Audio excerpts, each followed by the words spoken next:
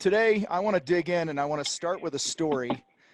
Many years ago, the four armed forces each sent a recruiter to a local high school. They had it was an hour-long thing where they were going to talk about their service to a bunch of young high school men and make their case for why these kids should join, the Air Force, Army, Navy, or Marine Corps. And the first three recruiters went, the Army guy, the Navy guy, and the Air Force guy. They were all long-winded. And by the time the Marine got up to talk, he literally had about 2 minutes left. So he figured, what the heck, let's use these 2 minutes wisely.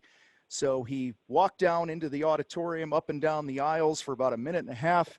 He'd stop and look at a kid here and there and make some eye contact, walks back up on stage, gets behind the microphone and says, well, I'm short on time, and that doesn't matter because there's only 2 or 3 of you that could have made it anyway, so you guys come see me. And he walked off the stage, and just about every young man in that auditorium went to the Marine Corps recruiter's booth. All right? And so we were talking just before this call here today on our CSA team meeting that I personally believe the Marine Corps has the best marketing in the world because they appeal to the sense of pride and that not everyone has what it takes. And it started this conversation between the three of us that it's kind of like what's going on in the CSA. We've seen hundreds of people join this thing. We've seen dozens leave. And I've just come to believe that not everyone has the stomach for what it takes to be successful in sales. And so that's what I kind of wanted to just throw out onto the table today, get some thoughts from you guys and just kind of weave through this a little bit because it's not for everybody. Well, Derek, you okay if I start? Please, go right ahead. And just sit down, Derek, before you hurt yourself. Fair enough. I got 2 comments, a quickie and a longie. Uh-oh. The quick one is the second Tom told that story, why in the hell did everybody and every male in that audience run up to see the Marine guy? Why? What do you think, Derek? It's just a few. You're going to belong to a group that only a few can actually. It's a status thing. There's only a few who can make this. So are you good enough? What was the big appeal to you about that? There was a book a million years ago called Wild at Heart, and it talked about how every man has a question inside of him when he's a boy all the way through manhood that basically the question is, do I have what it takes? And I think that approach by the Marine Corps, the few, the proud, not everyone has what it takes, appeals to that man, I am somebody that has what it takes. That's why I joined the Marine Corps, because it's the smallest of all the services. The training was the hardest. And I wanted to be part of an elite group. And so that was the appeal for me. And that's why I think that appeal was to all those young men in that audience was they thought personally that they were a badass and that he was talking to them. So you ready for the truth, boys? All right there, Grandpa. What do you got? Whenever Tom's about to get schooled, he brings out my age. He calls me the old man. Yeah. He calls me Grandpa. I got a new theme song, by the way, Tom. And it's called it was from the Mule that Clint Eastwood directed. And Toby Keith, I think, sings it. Another old guy movie, huh? That's exactly right. And Toby Keith followed Clint Eastwood around for the first week. He was assigned to write a song about this movie, a theme song. And what he noticed was Clint Eastwood was young at heart and kicking ass and pushed a pace that could put most 20-somethings to shame. And Toby said to Eastwood, how in the hell do you do it? He goes, look, I just don't let the old man in.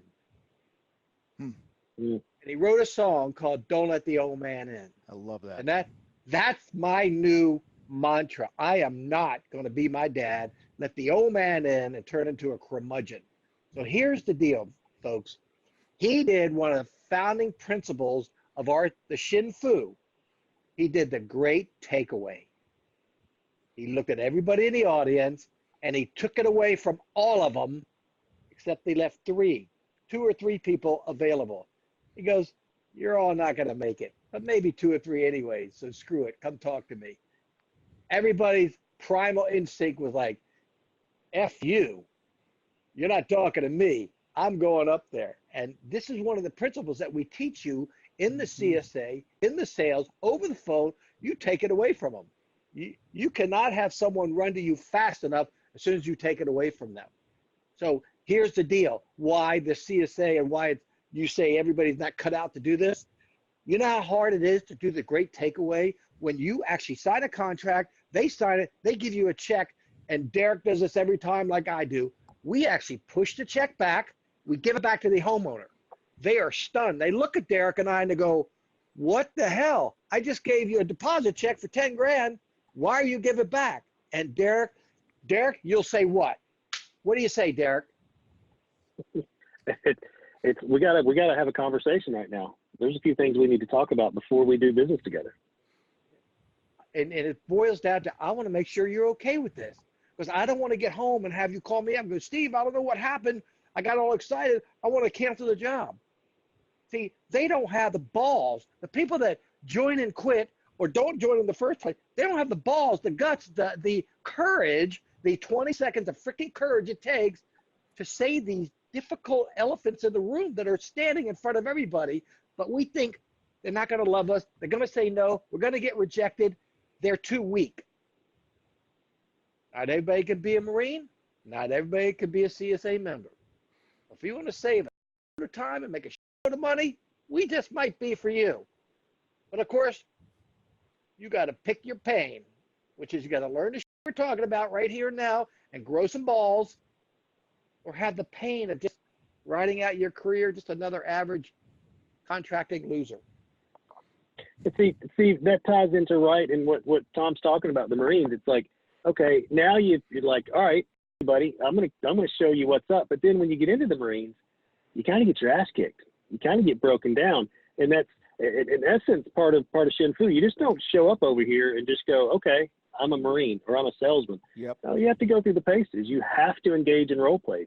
You have to engage with the people in the group. You have to work on these word tracks. You have to put in the time, because just like Steve's saying, you choose your pain. Choose your pain in the beginning of going through this, so that you come out on the other end after you do 200 and some odd role plays, that you actually start understanding how this stuff works, and you start protecting your time and charging more. Or you hang out on the other side of pain where you don't put any effort and you're still on the hamster wheel Tom always talks about. Mm-hmm. You're still not closing deals. You're still complaining, because the energy goes whether it's positive or negative, it's going to flow in either direction. So you can front load the pain, engage in the group, get around, positive, higher thinking individuals that's raising everyone up, or you can just hang out where you're at and you'll be just that. So it's not easy to do this stuff, because it just takes effort. Derek, you talking there, both of you guys talking, just reminded me, I'm thinking back to my time in the Marine Corps, and it's fresh in my brain this week. Sunday was, at the time of this recording, it's Tuesday. Sunday was the Marine Corps birthday, 244th birthday, and Marines make a big deal out of the birthday because we're the baddest mother on the planet. But anyway, and we don't have an ego problem, just so you know.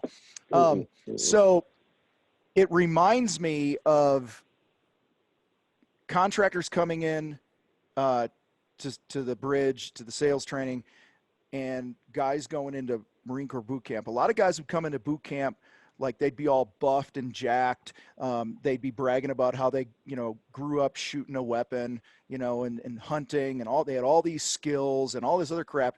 And it's funny, the guys that came in like that typically didn't do as well or even washed out, because they thought they had all their shit together. They quote, to make it sales related, they thought they knew how to sell because they could talk to somebody, because they had a nice truck, they had a fancy website or business card or whatever it is, when what was really missing was the humility to look in the mirror and recognize there were things that they didn't know. There were things that they had to get better in. And that's why I say the CSA is not for everybody, because not everybody is willing. We've had guys join this thing that do several $1 million a year in sales. They don't think their stinks. And the goal isn't to make you, rub your nose in your shit. The goal is to go, okay, if you're at $1 million and you're at a 40% gross profit, let's help you sell $1 million at a 55% profit and put more money in your pocket and save you a bunch of time on the back end of it, and various other ways that we help people. So not everyone has the self-awareness or the humility to truly be coachable. And then once they finally decide to be coachable, to actually put the work in, because you guys know as well as I know, pretty much every single human being that leaves the Bridge program, they come in, they dip their toe, and they pop out and they were never involved. They never made any of the calls. They never went for any of the role play belt levels that we have. They didn't engage with other members. They were simply unwilling to be involved.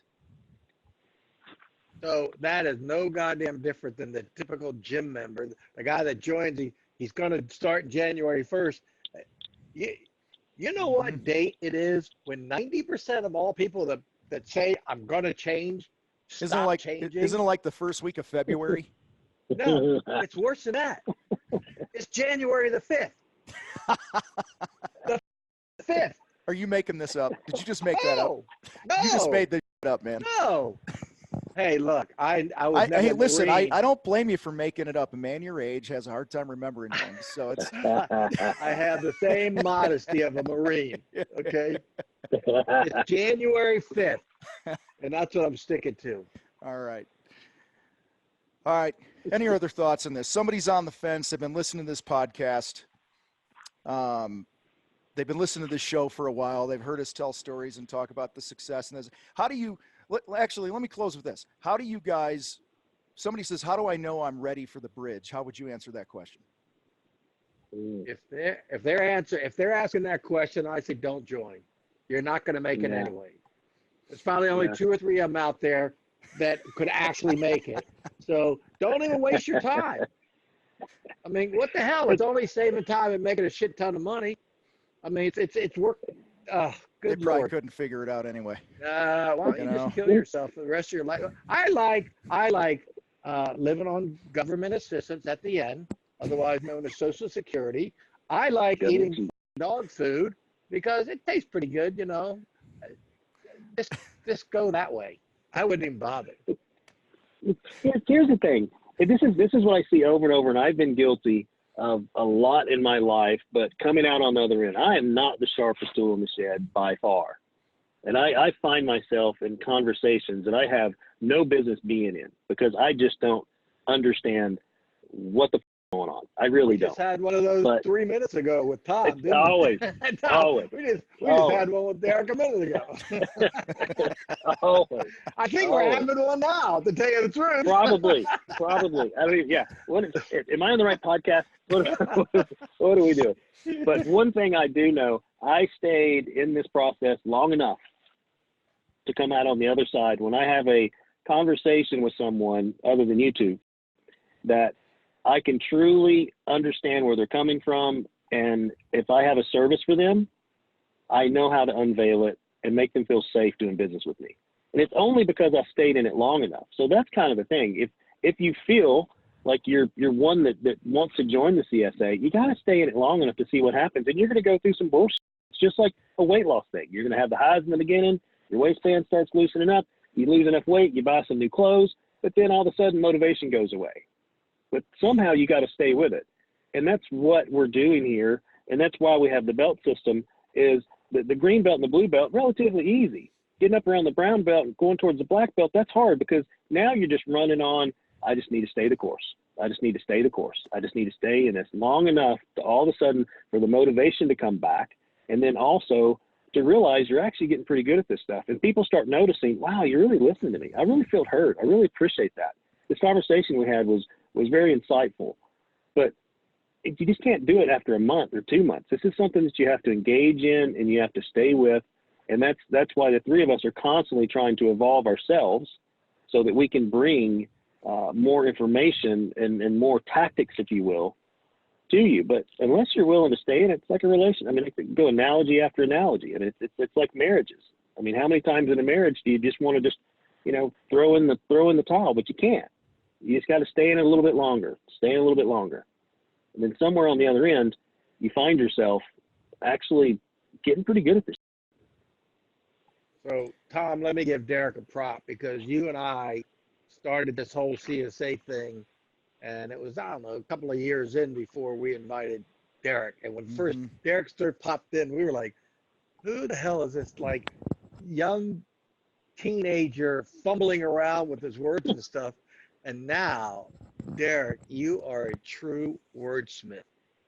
And you weren't born one, trust me, because we saw the beginning, Derek, because of you stuck to it, because of your thousands and thousands of practices. You now, we listen to you talk, and it's amazing Yeah. that you are who you are today because we saw where you came from, and that you are living proof, man. Talk about the sharpest tool in the shed. That if you can make it where you've made it, man, this thing is doable for everybody. Yeah, anybody can. Well, Derek, Anybody can I'll do tell it. you what, to echo Steve, you might not have started as the sharpest tool in the shed, but you became the sharpest one in the shed because you were willing to be uncomfortable. Last time I checked, you know, when a blade gets sharper, it's because something else is rubbing on it and creating some sparks.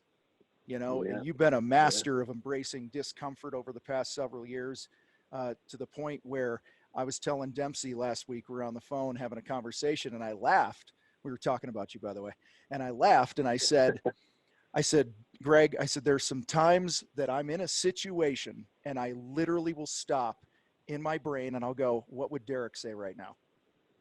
Okay. So the work you've I put in appreciate and that. all that other stuff, dude, who you are and who you're becoming is the result of being massively committed to do whatever it takes to reach your big goal and your big vision and to be uncomfortable. And that's really how I would answer the question, how do I know I'm ready for the CSA? If you are ready to do whatever it takes to reach your vision, if you are willing to be coached without question, I'm not saying check your damn brain at the door, but if Derek says, you know, or if I say do 100 role plays in this month, then you go do 100 role plays. There's nothing you're not willing to do. If you're to that point, then get your ass in the bridge.